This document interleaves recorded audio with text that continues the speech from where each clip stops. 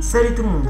D'abord, je m'excuse pour mon absence de la semaine dernière. Et si je ne vous avais pas prévenu qu'il y allait avoir une vidéo sur cette chaîne, mais j'espère que vous me pardonnerez. Je vais essayer de me faire pardonner avec cette vidéo.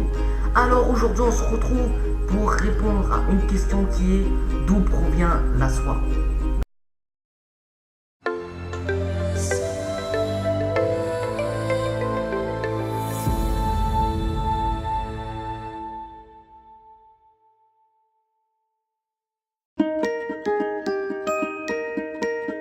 Il a été dit que la soie est une fibre textile fabriquée par un animal, le ver à soie. On s'en sert pour faire des vêtements comme des chemises ou des écharpes. Le ver à soie est en réalité une chenille, je sais pas si je prononce bien, celle du bombyx qui vit sur les mûriers. Pour récupérer de la soie, il faut donc commencer par élever des bombyx, bien sûr. On appelle cela la sériculture. Lorsque la femelle bombyx pond ses œufs, plusieurs centaines, ceux-ci sont placés dans une couveuse où ils sont maintenus au chaud. Lorsqu'un œuf éclot, le ver qui en sort fait quelques millimètres. Pour grandir, il mange des feuilles de mûrier. Son poids est multiplié par 10 000 et il connaît 4 mues, c'est-à-dire qu'il peut muer 4 fois. La chenille ainsi obtenue va s'attacher à un support à l'aide d'un fil qu'elle fabrique, puis va filer son cocon.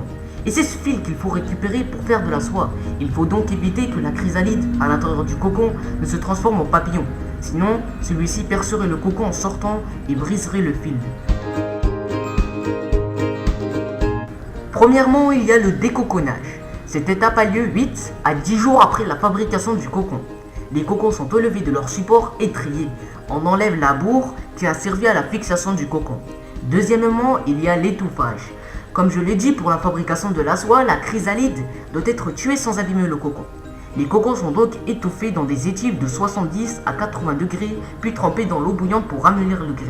Le grès, aussi appelé séricine, est une matière qui entoure le fil de soie. Sa couleur dépend de la race du ver, mais le fil de soie est toujours blanc. Troisièmement, il y a la filature. Comme je l'ai dit au début, pour trouver l'extrémité de chaque fil, on remue constamment les cocons avec un petit balai qui sert à accrocher les premiers fils de dévidage.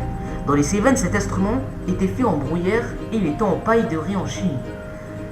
Et dernièrement, il y a le dévidage. Chaque fil étant trop fin pour être utilisé tel quel, la dévideuse réunit les fils de plusieurs cocons, de 4 à 10 selon la grosseur du fil désiré, et les dévide en même temps.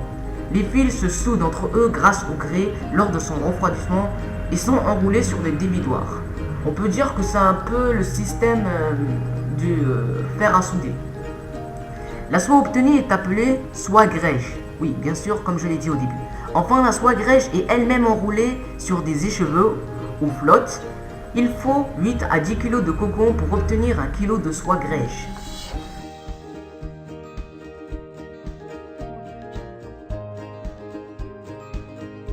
C'est déjà la fin de la vidéo, alors comme d'habitude, n'oubliez pas de liker, de la partager. Si vous voulez d'autres questions, mettez-les moi dans les commentaires et surtout, abonnez-vous à la chaîne.